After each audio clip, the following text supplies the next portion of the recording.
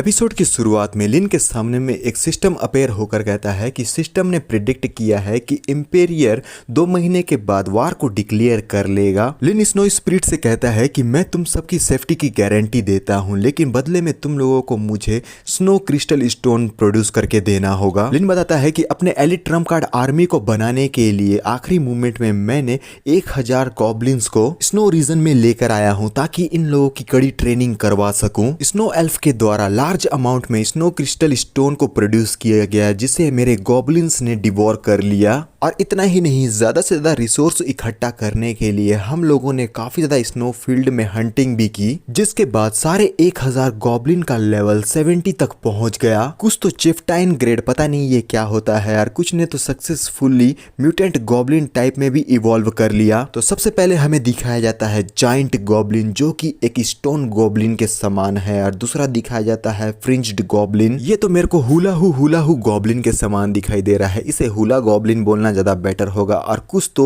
Demonic goblin तक evolve हो चुके हैं यार। डिमोनिक गॉब्लिन्स सचमुच में बहुत ही ज्यादा खतरनाक है यार। ये जो डिमोनिक गॉब्लिन तुमको सामने में दिखाई दे रहा है, इसका तो चेहरा हमारे लिन से लगभग मिलता ही है। और ये सारे के सारे Overlord grade mutant goblin sword, जिनका ओवरऑल स्ट्रेंथ है 5500। ये सारे गॉब्लिन स्ट्रेंथ के मामले में गिफ्टेड रेस के हैं। भले ही ये लोग अपने आप को गॉब्लिन किंग तक एवॉल्व कर ले, लेकिन फिर भी ये असली पावर हाउस के सामने में छोटे ही रहेंगे। लिन एलिस से कहता है कि एलिस, मैं चाहता हूं कि तुम इन लोगों को सिखाओ कि मैजिक टूल को फाइट में किस तरीके से इस्तेमाल किया जाता है, और सबसे बेहतरीन मेथड से इन लोगों को सिखाना। एलिस कहती है कि तुम्हें इतने ज्यादा पोलाइट होने की जरूरत नहीं है मैसेंजर, अल्टीमेट होली वॉर के लिए मैं सारी चीजें करने के लिए तैयार हूँ। लिन कहता है कि मैं इस बात को अच्छी तरीके से जानता हूँ कि इनके द्वारा इनहेरिट किया गया एबिलिटी में बहुत सारा लिमिट है, लेकिन फिर भी मैजिक टूल और टेक्टिक का इस्तेमाल करते हुए इन सभी को एक परफेक्ट किलिंग वेपन्स के तौर पर फोर्ज किया जा सकता है। सीन अब हमारा 1 मंथ के बाद का दिखाया जाता है, जहाँ पर ये सारे लोग अभी भी स्नो फील्ड के अंदर में ही मौजूद है। हमारा ड्रैगन भी हमें दिखाई देता है,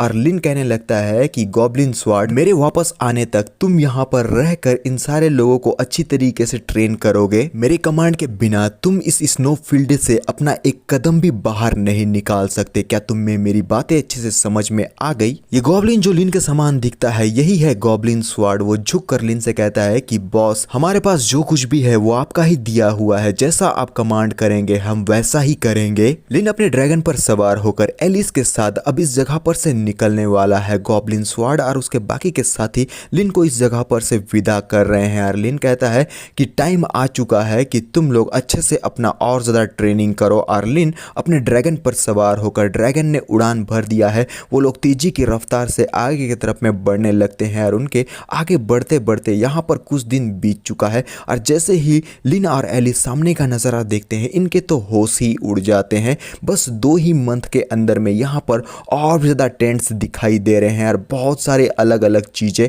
और लिन अपने मन में कहता है कि बस 2 ही मंथ हुए थे, आखिर यहाँ पर गॉब्लिन्स कितने ज्यादा मात्रा में बढ़ चुके हैं कि इस तरीके से अलग अलग टेंट्स को भी यहाँ पर बनाना पड़ गया। तो ये है स्मॉल गॉब्लिन्स का झुंड, जिनकी संख्या है 80,000। और दूसरी तरफ हमें दिखाई देते हैं लार्ज गॉब्लिन, जिनकी संख्या है 30,000, और ये शायद सुमो रेसलिंग कर रहे हैं। और तीसरी तरफ हमें दिखाया जाता है हीरो ग्रेड, जिनकी संख्या है 3000, और चिफ्टाइन ग्रेड, जिनकी संख्या है 100। होली मदर, गॉब्लिन स्लेयर और गॉब्लिन मून तीनों ही इस जगह पर आ रहे हैं। गॉब्लिन मून खुश होकर बोलने लगती है कि बॉस, फाइनली आप वापस आ गए। हाफ कर कहने लगती है कि बॉस, यहाँ पर जो कुछ भी आपको दिख रहा है ये सब कुछ रेबेका का ऑर्डर था। वो और ज्यादा गॉब्लिन ट्रूप्स चाहती थी, वो बिना रुके मॉन्स्टर रिसोर्स को कंज्यूम कर रही थी। लिन सामने का नजारा देखते हुए कहता है कि मुझे अच्छी तरीके से याद है कि पहले मैंने यहाँ पर कुछ ही हाई लेवल के मॉन्स्टर्स को देखा था, यहाँ पर कोई भी लो लेवल का नहीं था।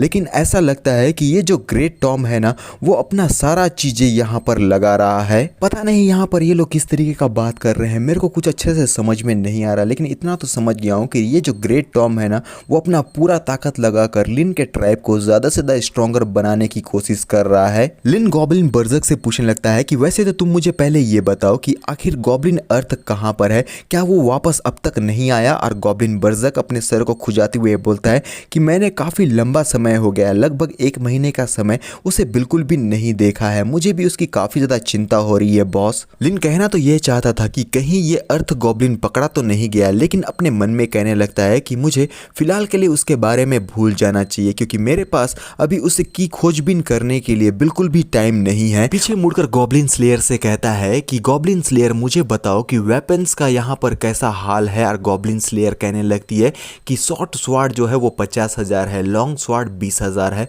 आयरन आर्मर 20,000 सेट है और अदर वेपन जो है वो 5,000 है। टाइम बहुत ही ज्यादा टाइट था, इसलिए सिर्फ इतने ही वेपन्स तैयार किए गए। और लिन कहता है कि तुमने काफी अच्छा काम किया है। तभी यहाँ पर एक बंदा जिसके पैरों पर बैंडेज लगा हुआ है वो आगे की तरफ में बढ़ते हुए कहता है कि बॉस, लिन और बाकी के लोग अब इस बंदे की तरफ में देखते हैं। ये है हमारा गोस्ट गॉब्लिन जिसकी हालत बहुत ही ज्यादा खराब है, इसके कपड़े फटे हुए हैं, इस बेचारे का एक एंटीना भी गायब है। वो इंजरी की हालत में कांप कर कहने लगता है कि बॉस, सिचुएशन अब चेंज हो चुका है, अगर हम जल्दी से इस जगह पर से एस्केप नहीं करते हैं तो जीतने का हमारा कोई भी चांस नहीं होगा। ये बोलकर गोस्ट गॉब्लिन सीधा जमीन पर धराशायी हो जाता है। गॉब्लिन मून तो चौंक जाती है। बाकी के लोग गोस्ट गॉब्लिन की तरफ आने लगते हैं और गॉब्लिन बर्जक तेजी से दौड़कर गोस्ट गॉब्लिन की तरफ आते हुए कहता है कि तुम बिल्कुल भी पैनिक मत करो, अपने आप को जो कुछ भी तुम जानते हो उन सारी चीजों को क्लियरली एक्सप्लेन करो कि आखिर तुम्हारे साथ में क्या क्या हुआ।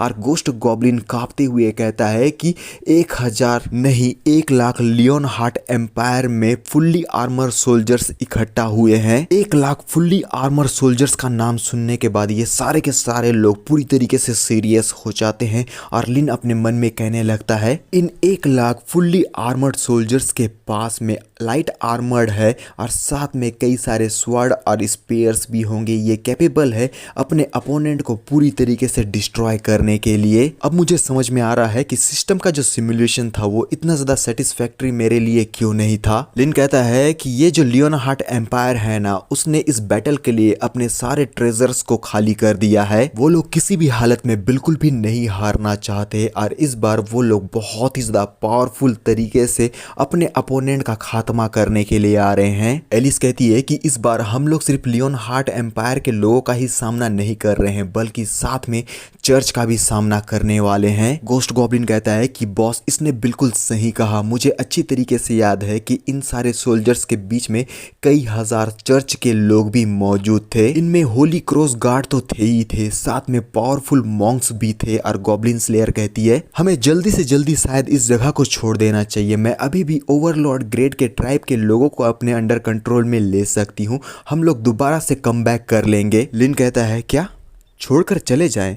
इतने सारे गॉब्लिन्स हैं हमारे साथ, आखिर हम इस जगह को छोड़कर कहाँ ही जा सकते हैं? इंटायर कॉन्टिनेंट में क्या तुम्हें कोई ऐसा जगह भी दिखाई देता है जहाँ पर हम इतने सारे गॉब्लिन्स को लेकर भी जा सकते हैं? इस वर्ल्ड के अंदर में एक गॉब्लिन के तौर पर जन्म लेना सबसे बड़ा गिल्ट है, क्योंकि बाकी लोगों की नजरों में ये सारे गॉब्लिन्स लो लेवल के क्रीचर्स होते हैं। हर कोई इन लोगों को मारना पीटना चाहता है, इन लोगों को जान से मारना चाहता है। गॉब्लिन्स को बस एक ही तरीके से वैल्यू दिया जाता है, उनका सेक्रीफाइस करके अपने आप को स्ट्रॉन्ग ग्रोथ करने के लिए। यहाँ तक कि गॉब्लिन किंग का भी कोई वैल्यू नहीं है, वो ज्यादा समय तक जिंदा नहीं रह रही, ये ह्यूमन रेस उनका भी खात्मा कर देता है। होली मदर कहती है लेकिन फिर भी अगर हम लोग उनसे फाइट करते हैं तो उनके अगेंस्ट में जीतने का हमारा बिल्कुल भी चांस नहीं है, हम जितने भी एफर्ट्स अब तक लगाया है वो सारा का सारा व्यर्थ हो जाएगा। लिन मुड़कर कहता है कि अगर हम लोगों ने आज फाइट बैक नहीं किया तो राइज करने का हमारे पास दोबारा